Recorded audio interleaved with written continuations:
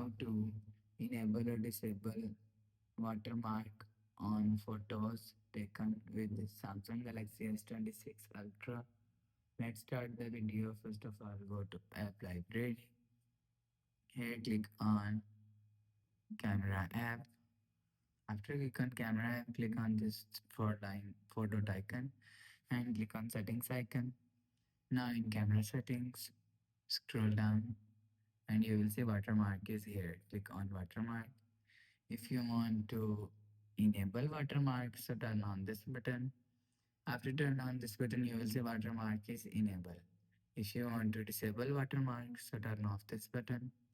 After turn off this button, you will see watermark is disabled. You will enable or disable watermark from here. After the process, go back to home screen. So that's how you can enable or disable watermark on photos taken on Samsung Galaxy S26 Ultra. If you like the video, please subscribe. Thanks for watching.